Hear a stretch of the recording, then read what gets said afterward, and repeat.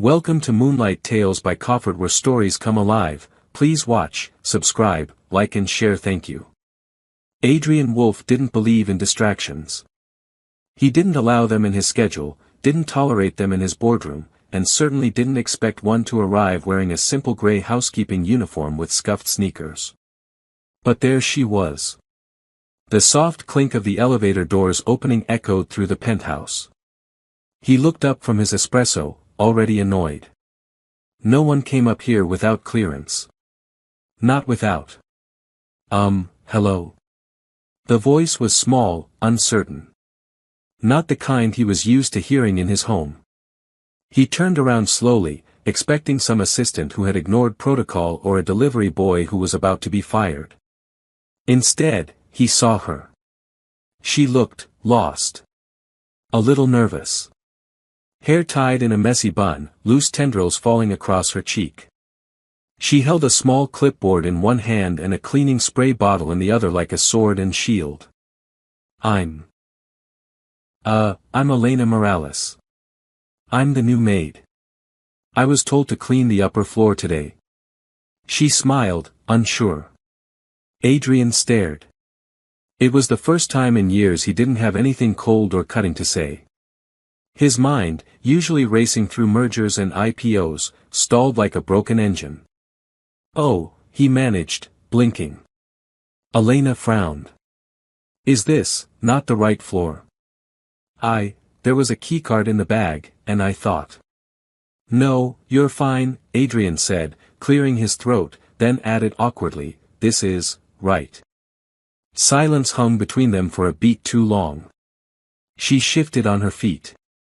Sorry, I didn't mean to interrupt anything. I can come back later. No, he said, a little too fast.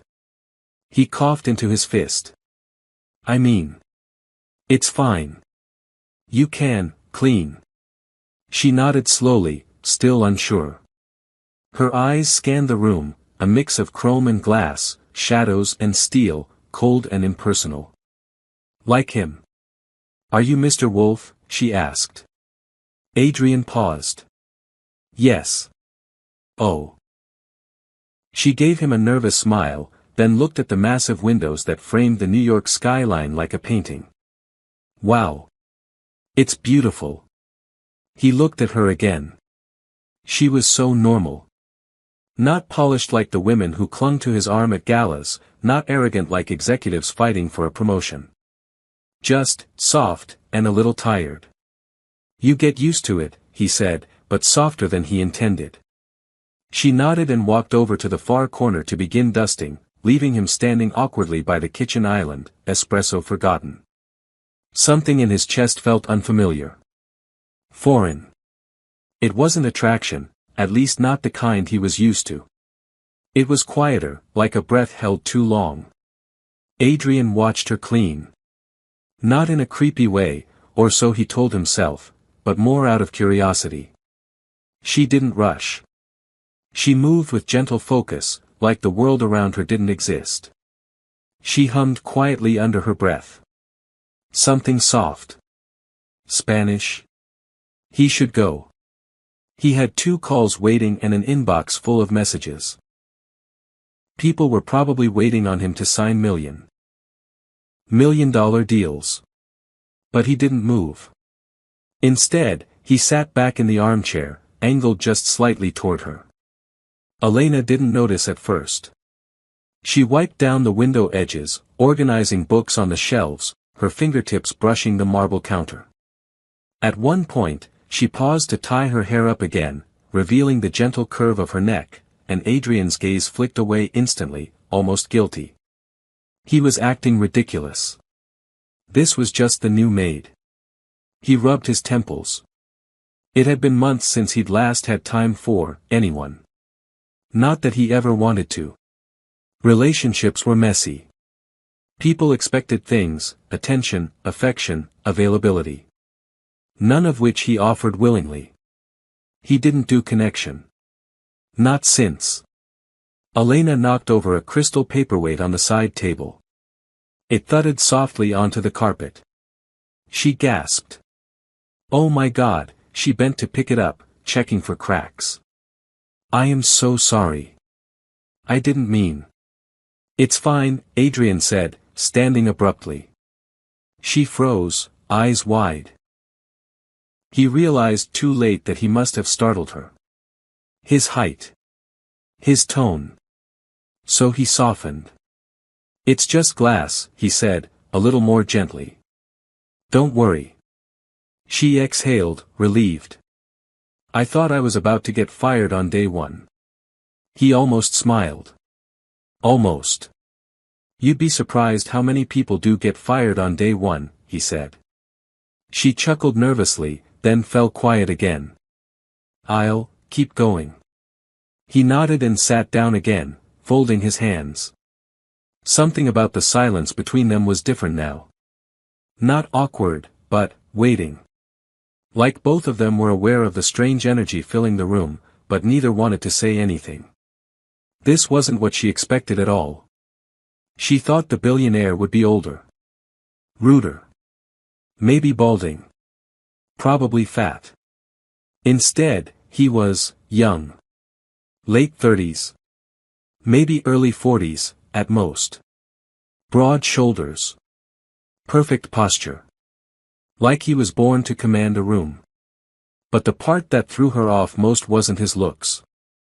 It was the way he looked at her. Not like he was annoyed. Or arrogant. Not like she was invisible, either. Just, aware. Like he'd never seen someone like her before, and wasn't sure if she was real. It made her nervous. But not scared. Still, she didn't linger.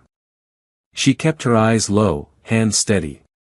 The last thing she needed was to lose this job. She needed the money. Badly. When she reached the hallway toward the bedroom, she paused and turned to him. Do you want me to skip the bedroom today? She asked. He looked up from the tablet in his hand. No, go ahead. She nodded and disappeared down the hall, not seeing the way his eyes followed her. Adrian let out a breath he didn't know he'd been holding. She was just a maid. A cleaner. Nothing else. And yet. He pulled out his phone and opened his calendar. He had a full week ahead, meetings, press, a potential acquisition of a London tech firm. There wasn't room for distraction. But he found himself typing a quick note. Find out Elena Morales's work. Schedule. Then he paused. And deleted it. What the hell was wrong with him? He shook his head and went back to reading financials. But his mind didn't cooperate. It kept drifting to the way her hands moved. The way her lips pressed together when she was focused. The shy curve of her smile. He stood up and walked to the window, trying to shake it off. Below, New York pulsed like a living thing. Steel and neon, chaos and brilliance. He had built an empire out of that chaos. He could handle mergers. Lawsuits. $1 billion deals. So why did one girl with a spray bottle make him feel like a teenager again? Elena finished dusting the last side table and wiped her hands on her uniform. She glanced toward the kitchen. Mr. Wolf had disappeared into his home office hours ago. She let out a breath of relief. He hadn't said much after their initial interaction, but his presence had lingered. Heavy. Not in a threatening way, just potent. She tried not to think about how his eyes looked when they landed on her. Or how his voice had dipped, just slightly, when he said her name. She wasn't stupid. Men like him didn't look at women like her. Still, she checked her reflection in the hallway mirror before leaving. She paused, hand on the door. Then she walked away. Inside the office, Adrian watched the security feed. He told himself he was just checking the cameras. Routine. Security mattered in his line of work. But really, he was watching her leave. When the elevator doors closed behind her, something strange settled over him. An emptiness. He stood in silence for a moment, unsure what to make of it. Then he poured himself another espresso. and stared at the door she'd walked through, long after she was gone. Elena Morales didn't expect to see him again so soon. She'd only been working at the Wolf penthouse for 3 days. Cleaning twice a week, strictly the upper floors. The agency said he was rarely home. Too busy being powerful. Too busy running Wolf Global. So why had he been there that day? And why did his eyes linger the way they did? Elena scrubbed the mirror above the double vanity in the guest bathroom, her reflection tense. The image of Mr. Wolf, Adrian, kept flashing in her mind. The way his voice dipped when he spoke to her. The way he stared, like he didn't know what to do with her existence. She had worked in mansions before. Seen men with power. Most barely looked at her. But Adrian Wolf had looked. Deeply. And it scared her a little. Not because he was threatening. Because she didn't want to like the way it felt. "He's not in today," Hannah whispered. Elena looked up from folding towels. "Who?" she asked, though she already knew. "Mr. Wolf. He flew to London this morning. Private jet." Hannah, a fellow maid, grinned. "Meaning we can clean at a normal pace. No billionaire breathing down our necks." Elena gave a polite smile. But part of her felt something. Disappointment. She pushed it away. She had no business feeling anything toward a man like Adrian Wolf. He existed in a world so far removed from hers, they may as well have been from separate planets. Still, she found herself glancing around his home as if searching for a trace of him. A forgotten coffee cup. A suit jacket draped over a chair. Nothing. 2 days later, he was back. And she walked in on him, again. She turned the corner into the media lounge, holding a tray of cleaning supplies, and froze. There he was. Adrian sat on a sleek black couch, sleeves rolled up, a thick binder in his lap. No assistants, no bodyguards. Just him in silence. He looked up. Elena blinked. Sorry. I didn't know." "It's all right," he said immediately. She hesitated. "I can come back later." He closed the binder and stood. "No, stay. I'm just working." She stepped inside slowly, placing the tray on a side table. Silence fell again. He watched her dust the shelves for a moment, then asked, "What's your name again?" "Elena," she said, not turning. "Elena," he repeated softly, as if testing the sound. She felt her breath catch. He didn't say anything for a long while after that. Just watched her work with unreadable eyes. Finally, she spoke. "Do you always sit in silence when you work?" He smirked faintly. "I prefer it to small talk. I guess that explains why your staff's afraid of you." He raised an eyebrow. "Are you?" She glanced at him then. "Should I be?" He didn't answer. But his gaze dropped for a moment, to her hands. And in a low voice, he said, "No. I think you're the only one here who isn't." Later that afternoon, Adrian sat alone in his home office, still thinking about her. She was different. She didn't flinch when he spoke. Didn't act impressed or intimidated. She challenged him, softly, politely, but without fear. He hated how curious he was. He opened her file. His assistant had left a basic employment report in case of staff changes. He never used them. Never cared. But now. Elena Morales. Age 25. Nigerian Spanish. Graduated high school in Enugu. No college. Single. Emergency contact, Carmen Morales, mother. Medical, none. Adrian frowned. There was a photo. Nothing glamorous, just her ID picture. But her eyes held something, quiet strength. He clicked his pen twice. Then shut the file. This wasn't like him. He didn't do this. He didn't wonder about people. People were chess pieces, useful, predictable. But Elena was not a piece on his board. She was something else. And it terrified him. Elena didn't realize she was humming. She wiped down the window ledges, lost in a familiar melody, her mother's favorite lullaby. She stopped abruptly when she saw Adrian standing in the hallway behind her. He leaned against the doorframe, watching. "I didn't know you sang." "I don't." That was just, she wiped her hands on her apron. "A habit." He stepped closer, his eyes unreadable. "You have a nice voice." Elena blinked. "Thank you." The air felt different now. Heavy, but not in a bad way. He took another step. "You always clean alone." "Mostly." "No one talks to you." She gave a half smile. "No one talks like you." He stared at her for a moment.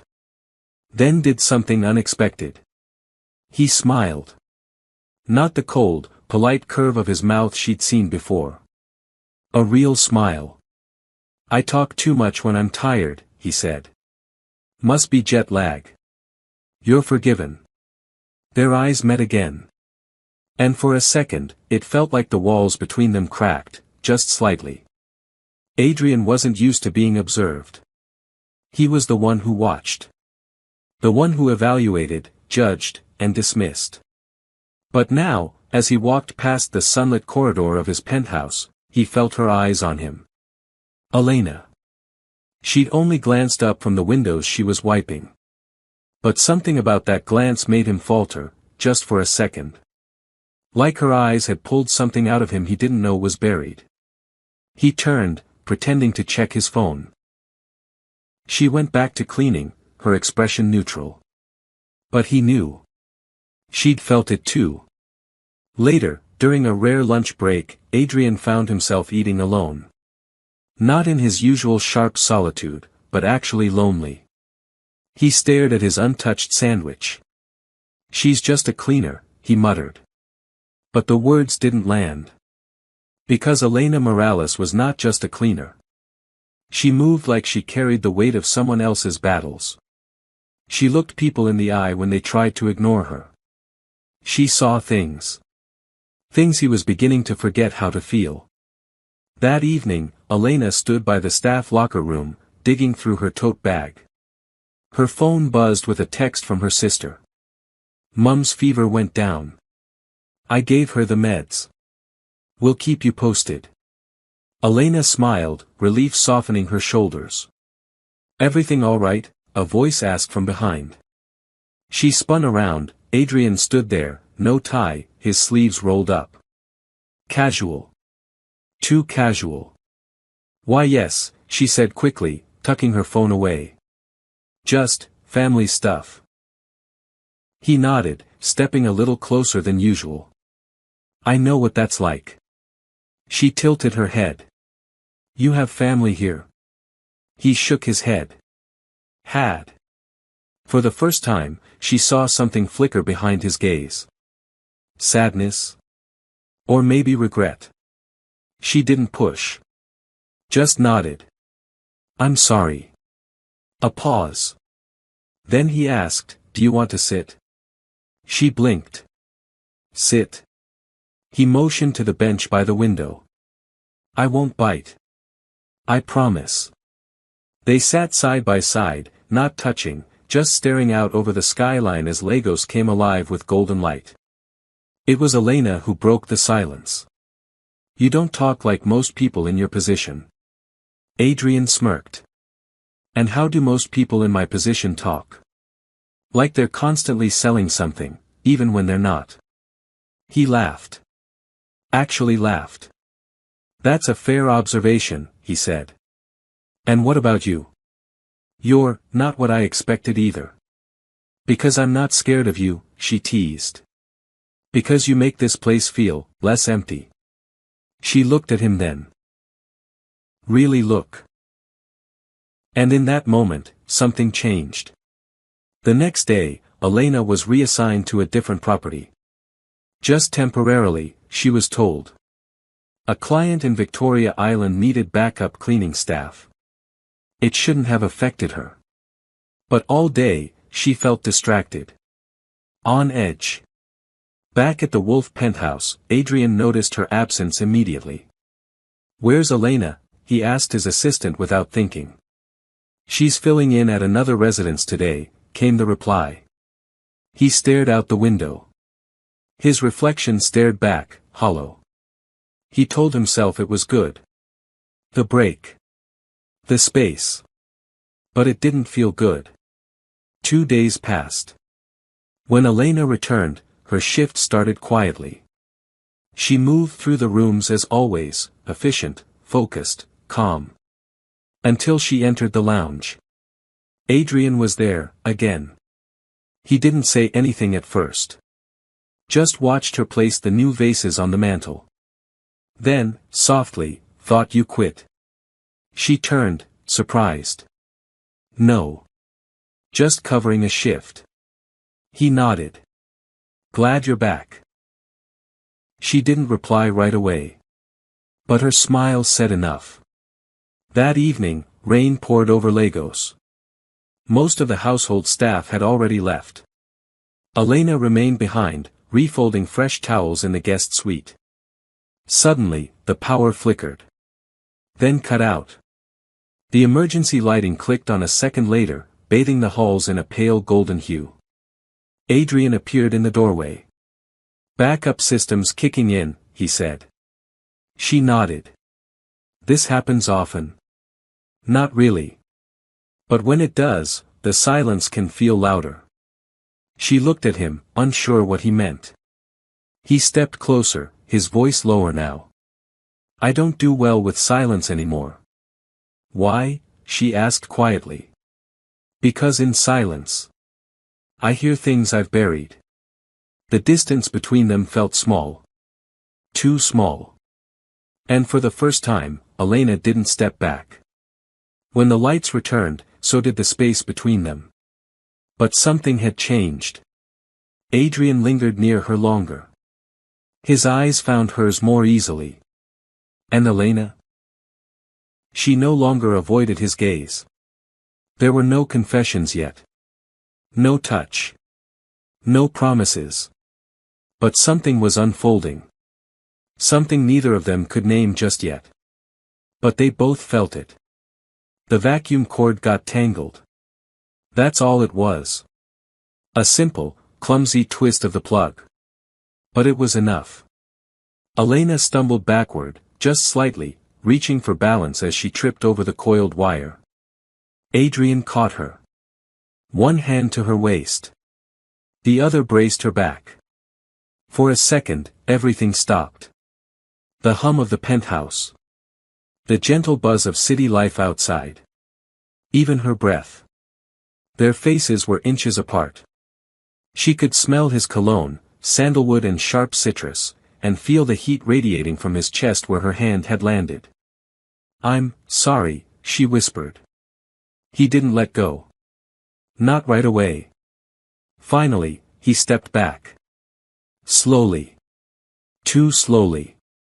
"It's fine," he said quietly, his voice low and steady, but his eyes, not so steady. She looked down. "I didn't mean to." "I know." Silence.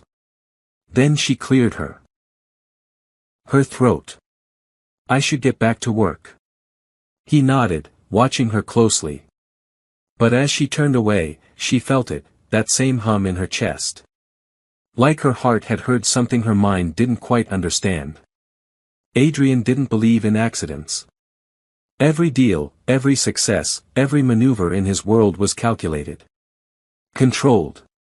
So why did it feel like the universe was engineering ways for him to collide with Elena Morales? And why was he letting it happen?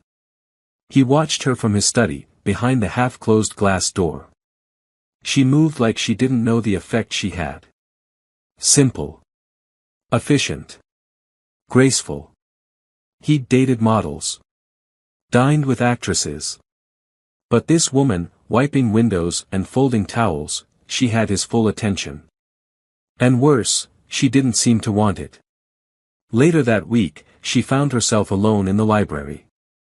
A room she rarely cleaned because he usually worked there. But he wasn't around. So she moved carefully between shelves, dusting volumes he probably hadn't touched in years. She reached for a thick hardcover near the top and misjudged the weight. It slipped. She gasped. Again, he appeared behind her and caught it mid-air. "You have a habit of almost getting hurt in this apartment," he said, holding the book with one hand, steadying her with the other. She blinked up at him. "And you have a habit of appearing out of nowhere."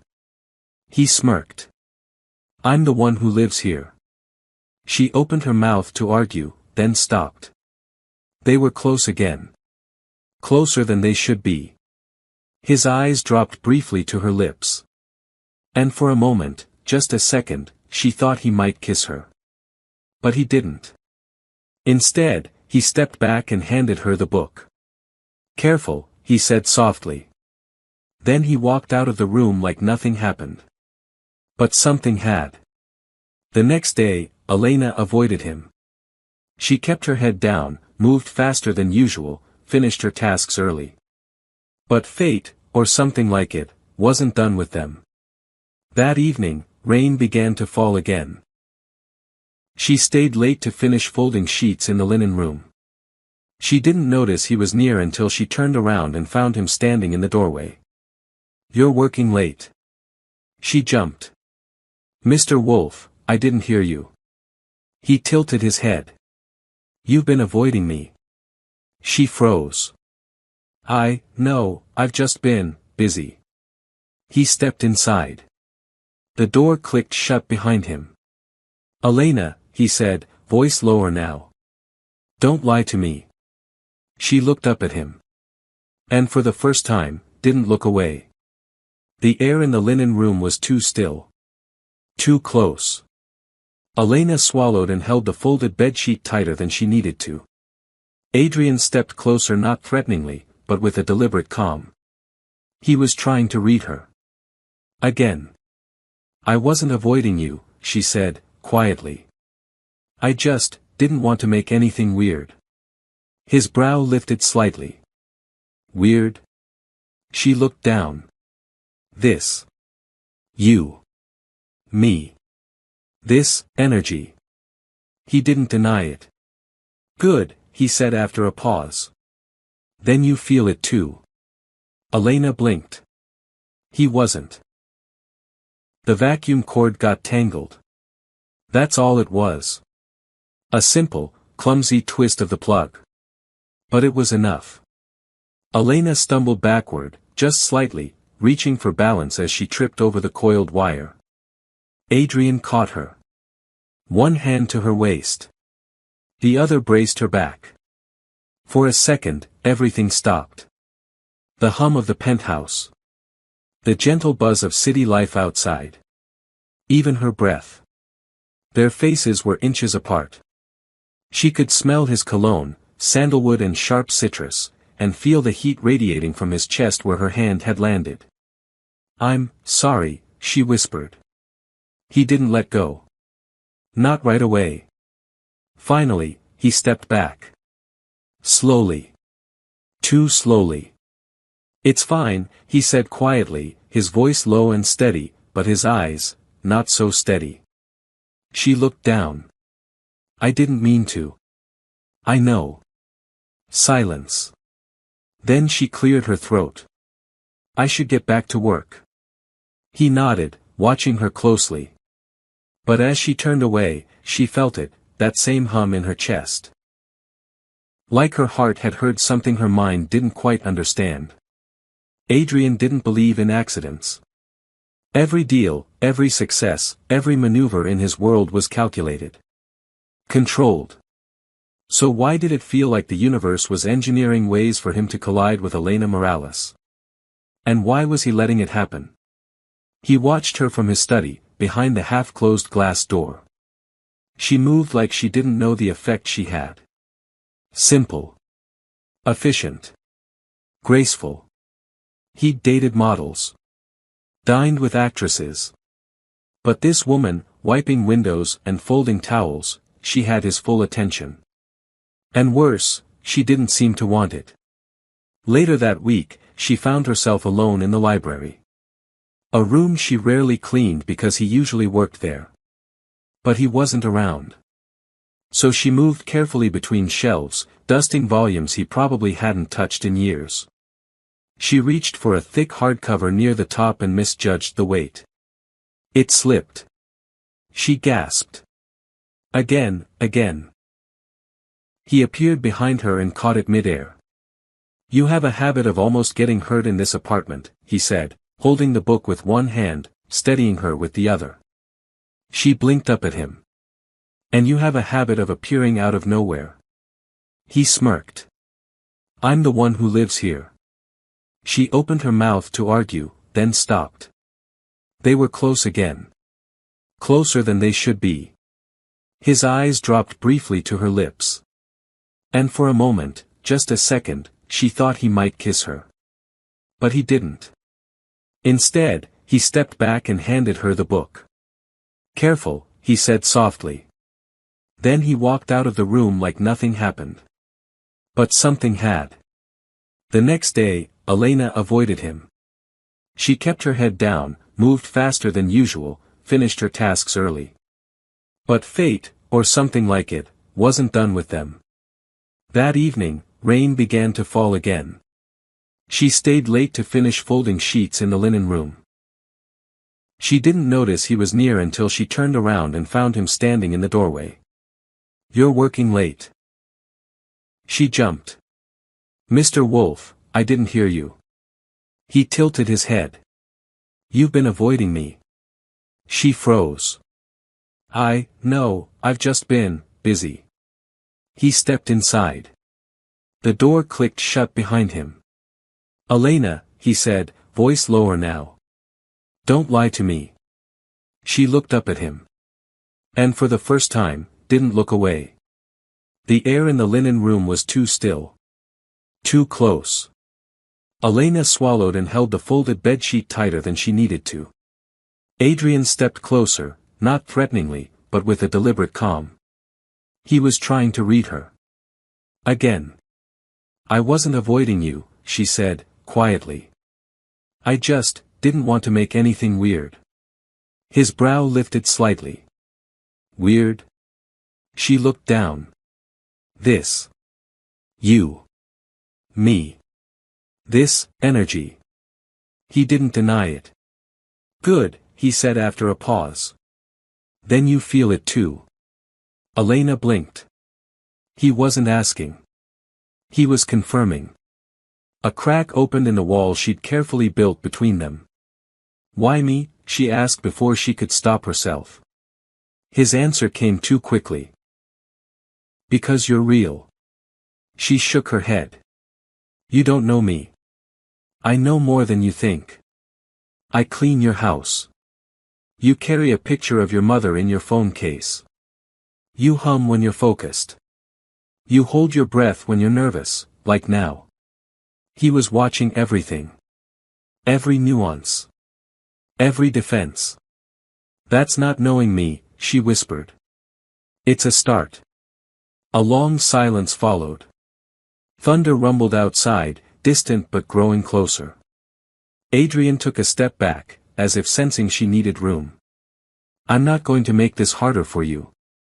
"But you already are," she replied softly, surprising even herself. He gave a short breath, half a laugh, half a surrender. "I don't know how to turn it off. I don't know what to do with it." Another pause. Then he said, "You don't have to do anything, Elena. You just have to be honest with me." She looked up at him. "Are you?" Her lips parted, a response caught between fear and desire. Before she could answer, the power flickered, again. The emergency lights kicked in, casting soft golden hues across the walls and shadows on Adrian's face. And in that moment, something passed between them that didn't need to be spoken. She left before anything else could happen. Quickly. Quietly. He let her go. But the next morning, she was back, earlier than scheduled. Adrian noticed her name on the staff log. It should have been a small detail. But it stirred something deep in him. She'd come back. She was still here.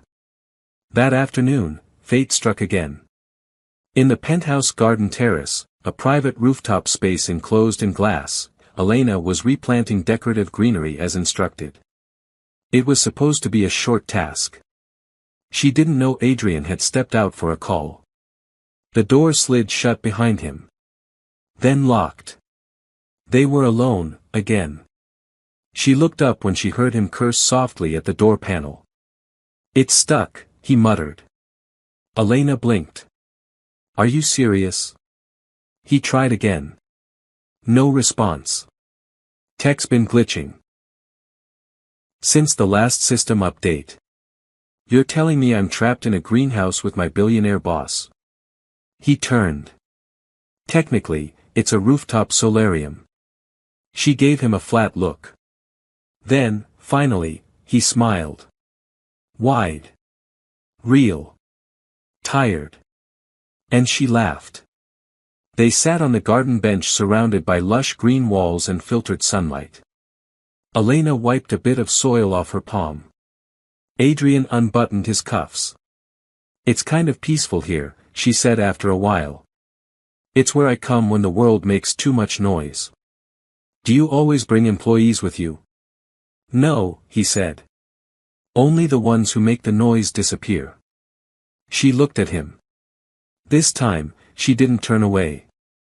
The house was quiet after dark. Too quiet. Elena had stayed late again, this time by choice. The other maids had gone home hours ago. The linen was folded. The counter spotless. But she lingered in the penthouse library, drawn by something unspoken. She told herself it was because she wanted to finish dusting the shelves she hadn't reached last time. She didn't tell herself it was because of him. Adrian walked in without warning. No jacket. Just a white shirt rolled to the elbows and slacks.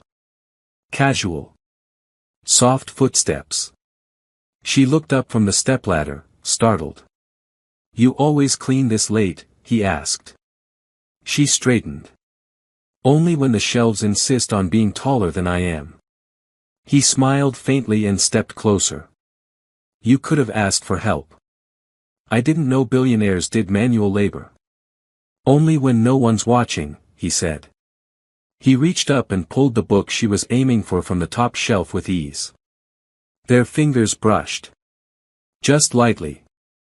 But it was enough to change the temperature in the room. He handed her the book. "Anything else I can reach?" Her eyes stayed on his hand a moment longer before taking it. "No." That was it. A pause. "You're not afraid of me," he said quietly. She blinked. "Should I be?" "No. But everyone else is." She hesitated. Then softly, "That's because they don't see you." His throat worked. Something about the way she said it felt personal. "Do you?" he asked. Elena looked at him, no smile, no sarcasm. "I think you're afraid of being seen." The rain came back just after midnight. Soft at first. Then harder. Elena stood near the window, arms folded, watching it. "I should go," she said without turning. "You don't have to," Adrian replied from the couch. "Let the driver take you home." She turned to him. "You don't have to be kind to me." He looked at her like she'd said something absurd. "Is it kindness, if I want you to stay?" That stopped her. He stood, walked over slowly, and leaned against the wall beside the window. The city shimmered below them, raindrops streaking down the glass. "I used to love storms," he said. "Now I just try to outlast them." "Maybe storms aren't meant to be outrun," she said. "Maybe they're meant to wash things clean." He looked at her then. Really looked. "You talk like someone who's seen storms up close." I've lived in one. Adrian didn't like people knowing things about him. It made them unpredictable. Dangerous. Capable of doing something he hated most, hurting him. But Elena's words in the library stayed with him. Maybe storms aren't meant to be outrun. Maybe they're meant to wash things clean. He hadn't responded. Couldn't. Because he was starting to believe she was the storm. Not violent. But necessary. The next morning, he barely saw her. She kept to the lower level that day, something about restocking supplies and washing curtains. He tried not to notice. He failed. By late afternoon, he stood at the edge of the hallway outside the laundry area, watching her fold towels. She noticed. "Can I help you?" she asked, trying to sound casual. He leaned against the doorframe. "You always work this fast." She shrugged. "I learned to be efficient." "You always fold that neatly." "I learned that too." A pause. He stepped inside. "I never asked. Do you like working here?" She looked up. "Do you want the honest answer or the one you'll use in a quarterly staff report?" His lips tugged at the corners. "Honest." She hesitated. "It's not easy." "Because of me?" "Because of how quiet it is," she said softly. "And how loud that quiet can get." He nodded slowly. "I know what you mean." And for a second, they weren't CEO and Maid. They were two people. Just trying to survive the silence. That evening, she left a little later than usual. Rain again. Not heavy. Just persistent. Adrian stood in the kitchen, pretending to check his phone, but really waiting to hear the sound of her steps. She passed behind him, headed for the elevator. "Elena." She turned. "You need a ride?" She tilted her head. "I'm fine. Let me send the driver." "I'm not your problem." He stepped closer. "You're not a problem." He was standing right in front of her now. Too close. But she didn't back away. "I know you don't need help," he said. "But I'd like to offer it anyway." Her eyes searched his. And for once, she didn't deflect. "Okay," she said quietly. He pulled out his phone and texted the driver. In the car, she looked out the window, quiet. He sat beside her, not saying much. But the silence between them now wasn't empty. It was full. With things unsaid. With tension. With peace. She glanced at him once. He didn't look away. "Why are you doing this?" she asked. He answered without pause. "Because when you're gone, the silence feels worse." Adrian hadn't meant to bring her into his world. Not really. But she was already there. And it was starting to show. He was missing meetings. Delegating tasks he'd normally dominate. His mind wandered during investor calls, something that would have horrified him 6 months ago. And worse than all of that, he didn't regret it. Elena sensed it before she saw it. Something in the energy of the penthouse shifted the moment she walked in that morning. It was cold. Colder. The air tighter. She entered the main room to find Adrian pacing. A rare sight. He usually moved with purpose, like a man in full control. Now, he looked unsettled. "Mr. Wolf?" she asked cautiously. He turned too quickly, like he hadn't realized she was there. "Elena," he said. And her name on his lips sounded like a release. She stepped forward, still holding the feather duster. "Is something wrong?" He hesitated. Then, "My father is coming to the city." That shouldn't have felt like a threat. But the way he said it. "It's not a good thing?" she asked gently. Adrian gave a hollow laugh. It's never a good thing when ghosts walk into daylight. That afternoon, Adrian disappeared into meetings. But the air stayed heavy even in his absence. Elena tried to distract herself with chores, vacuuming, polishing, ironing, but the memory of his voice lingered. Ghosts walking into daylight. What kind of man said that about his own father? Hours later, she found a framed photo on a shelf in the study. A younger Adrian.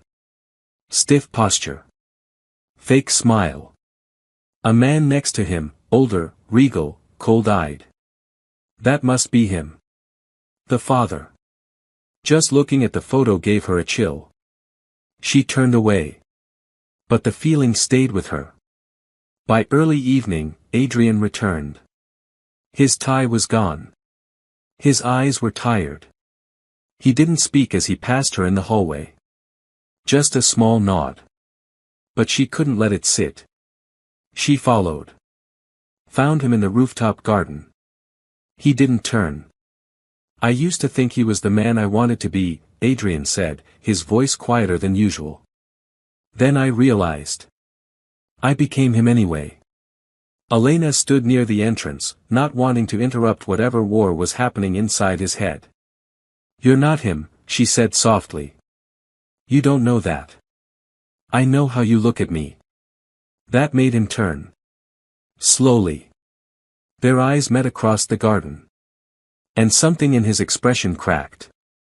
I don't want to destroy good things anymore, he said. She stepped closer. Then don't. He said. She stepped closer. Then don't. Elena didn't ask questions. She just sat with him. On the same rooftop bench they'd shared before. No words at first. Just presence. Adrian stared out at the skyline. He used to say weakness was a disease. She stayed silent. He said love made men stupid. She turned to him. Do you believe that? I did, Adrian said, eyes still on the glass sky. Until you walked in with a cleaning caddy and ignored everything I thought made me important. That pulled something from her. Not quite a smile, but something warmer. Sadder. You're not your father, she whispered. He finally looked at her. You make me want to be someone he couldn't control, Adrian said. But that scares the hell out of me. The next day, his father arrived. Not at the penthouse, but in the city. And with his arrival came media buzz, corporate pressure, and 1,000 whispered questions from investors and executives. Elena saw the shift in Adrian immediately. He was sharper. Colder. The warmth from the rooftop had evaporated. And she understood. Sometimes the past doesn't knock. It kicks the door down. Adrian called her name just as she was leaving that night. Elena. She paused by the elevator. He approached, slower than usual, like he wasn't sure she'd still look at him the same way. My father asked to visit the penthouse. She raised an eyebrow. And? I told him no. Because of you. That stunned her. Because I didn't want him here. Near you. Elena's heart beat a little harder. Why? Because he ruins everything he touches.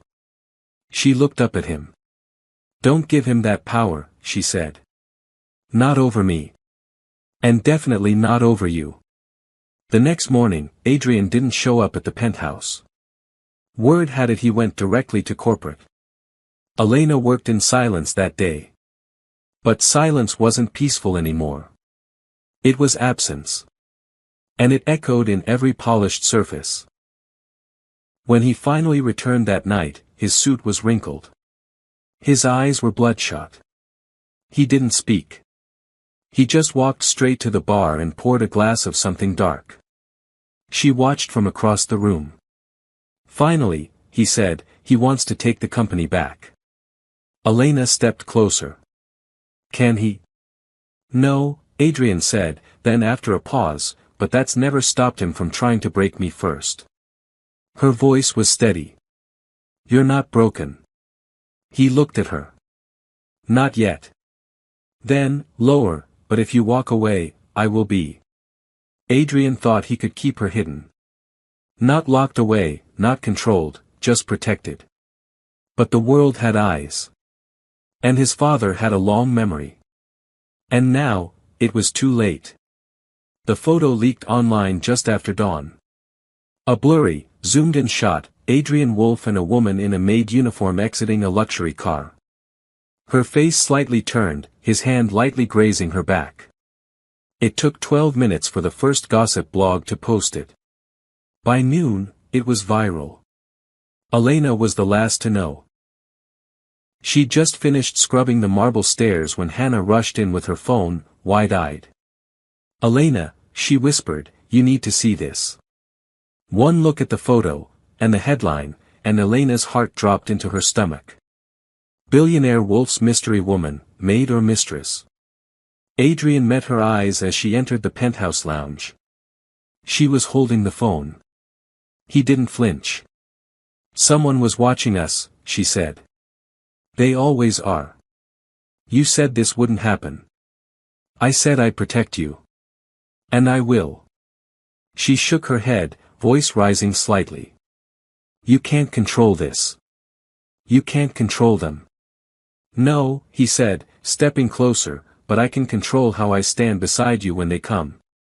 The press didn't care about her truth. They only cared about her uniform. What agency hired her? Where she lived? Who her family was? They stalked her home, her mother's pharmacy, her sister's university. And Elena? She went silent. Not because she was afraid, but because she didn't want to say something that would make Adrian's life harder. His father called. Adrian stared at the screen for a long time before answering. "She's a liability," his father said coldly. "She's not. You're risking your company, your board, your name, for what? A phase? For someone who doesn't need my money to matter." The silence on the other end told him exactly how dangerous that answer was. That evening, Elena packed her things. She couldn't stay. Not because of the headlines, but because Adrian's world wasn't just his. It was wolves in tailored suits. Cameras with fangs. And she wasn't willing to be hunted. When Adrian returned and found her bag near the door, he froze. "Elena." She turned, eyes red, but her spine straight. "I didn't ask for this," she said. "I know. I can't breathe in a world like yours." His voice cracked. "Then let me make room in it for you." Elena didn't leave. Not that night. Not because Adrian convinced her. Not even because of what he said. But because of how he said it. "Then let me make room in it for you." That sentence clung to her ribs like breath. The next morning, the headlines shifted. Not about the scandal, but about Adrian's refusal to comment. The silence said more than a press release ever could. He wasn't denying her. He wasn't hiding her. But he wasn't speaking either. In the penthouse kitchen, the air was heavy. Elena stood at the counter, slicing lemons for cleaning vinegar.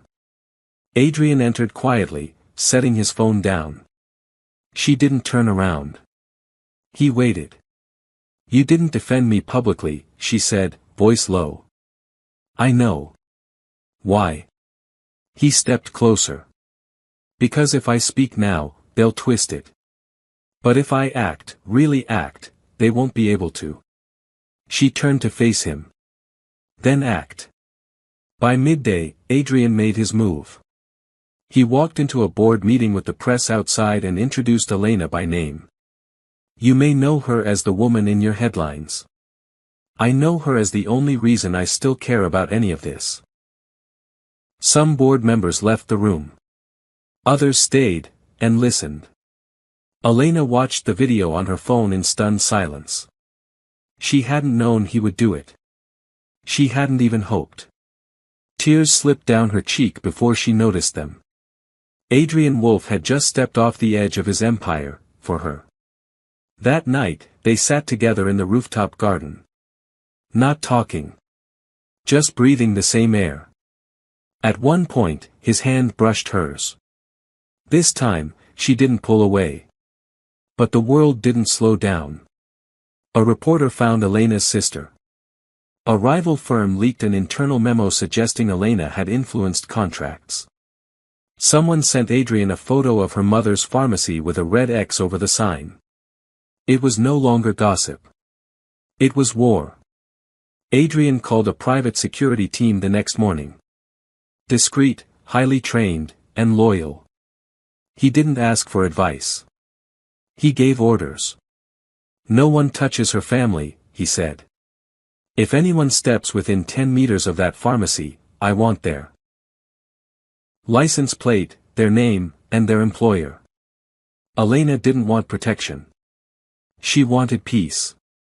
But the truth was peace had never been free. She stood on the rooftop balcony that night, arms wrapped tightly around herself, hair tugged gently by the wind. Adrian joined her quietly. For a while, neither of them spoke. Then he said, "I should have known they'd come for you." She looked at him. "You've always been the target." "I'm just." "You're not just anything." His voice was sharp. Gentle. Firm. "You're the first person they've ever seen beside me who wasn't afraid of who I am." The next morning, she didn't come to work. No warning. No call. Adrian waited until noon before texting her. "Are you okay?" No reply. He cancelled a meeting. Drove himself across the city. Elena was at her mother's apartment. Hair tied back. Sleeves rolled. Helping her sister reorganize old pill inventory in the tiny pharmacy stockroom. She looked up when Adrian appeared at the doorway. Surprised. Then resigned. "Adrian." He took a deep breath.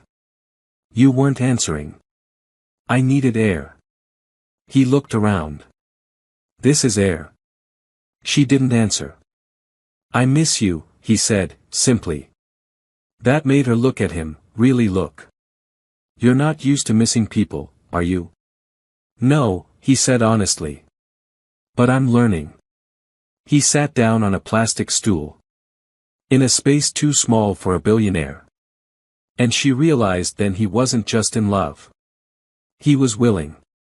Willing to look foolish. Willing to show up. Willing to meet her where she lived.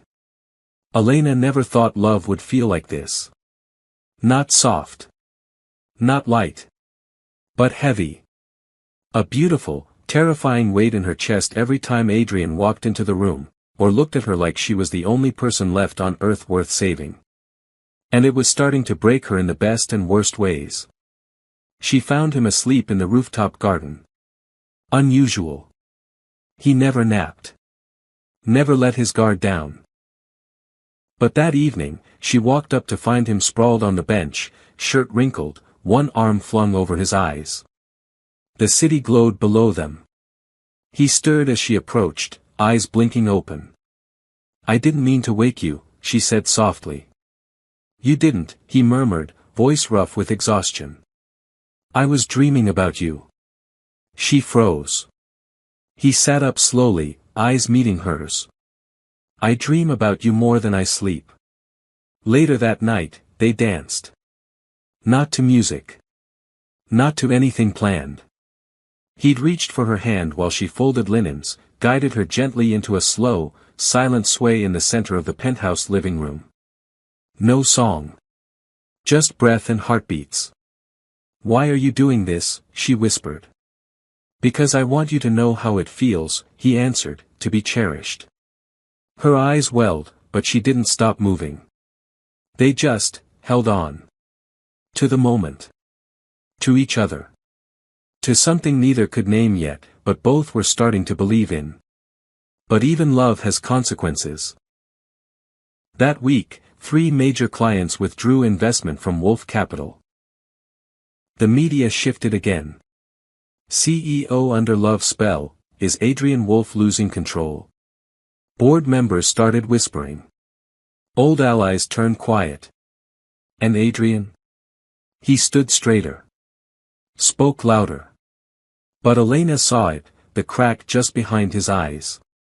And it scared her more than anything else. Adrian was no longer playing defense.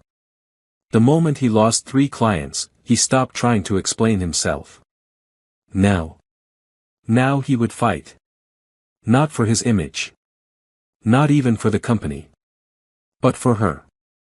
He bought the pharmacy. Not to own it. To protect it. Elena's mother wouldn't have to worry about the threats or strangers hovering near the storefront. Adrian installed cameras, security lighting, and hired 2 guards from his private team, without fanfare, without being asked. Elena found out from her sister. She marched into the penthouse that evening. "Did you buy my mother's store?" she asked, breathless from anger and disbelief. Adrian looked up from his desk. Calm. Steady. "Yes." "Why would you?" "Because it's yours. And what matters to you is not optional anymore." They stared at each other for a long time. Elena trembling with emotion. Adrian standing still, eyes fierce but soft. "You don't get to fix everything by writing a check," she whispered. "I know. And I'm not some broken thing to protect." "I know that too," he said. "But I don't know how to love you yet. So I'm trying." That stopped her. The words didn't come from a man used to begging. Or explaining. Or apologizing. They came from the part of him no one ever got close enough to touch. She stepped forward, slowly. "Then let me help you," she whispered. Later that night, they made time. No lights. No pretense. No barriers. Only hands. Breath. And 2 people learning, piece by piece, how to be gentle with something that could break them both. The next morning, he wasn't in the bed. Elena woke slowly, the soft silk sheets cool beside her. For a moment, she thought it had all been a dream. But then she saw the gray button-down shirt draped over the chair. His scent still in the sheets. The echo of his voice still in her ribs. She wrapped the sheet around herself and padded out barefoot. He was in the kitchen. Making tea. Reading the financial section like it didn't carry knives. When he saw her, he smiled, real, relaxed. "I didn't wake you, did I?" he asked. "No," she said softly, leaning against the doorframe. "You left. Only to make this." He held out a cup toward her. She took it with both hands. "You're wearing my shirt," he added. "I couldn't find mine." "That's convenient." She smiled. And so did he. They didn't talk about what happened the night before. Not directly. But it hung in the air, like warmth on skin, like the afterglow of lightning. Everything had changed. And everything was exactly the same. Later, in the elevator, he kissed her. Soft. Slow. Just once. And the cameras didn't matter. The building didn't matter. Only the truth pressing against her lips. He was hers. And she, whether she said it or not, was his. But outside the penthouse, war continued. Reporters circled. Board members plotted. Even his father reappeared, unannounced, waiting in the lobby with a smirk and a veiled threat. "You're throwing away your legacy for a maid," the old man said. Adrian's response was measured. Cold. Final. "I'd rather lose my empire than become you." Elena woke up to silence. Not the peaceful kind.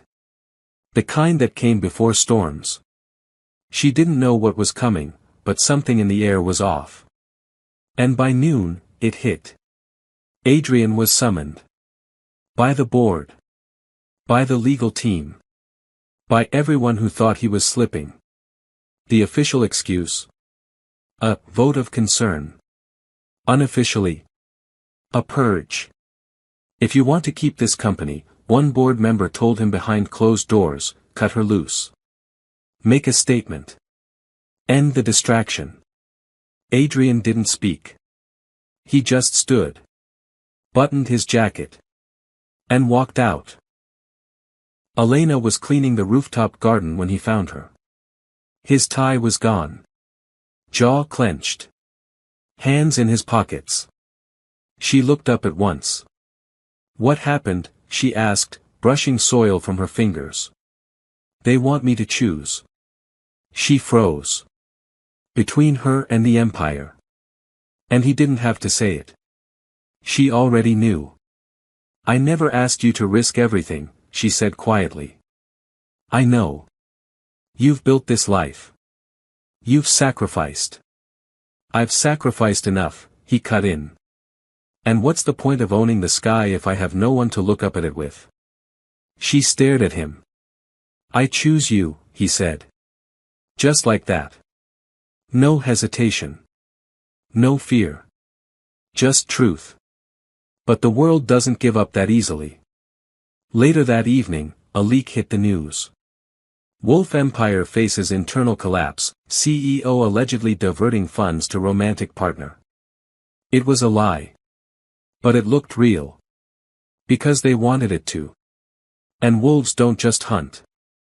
They corner.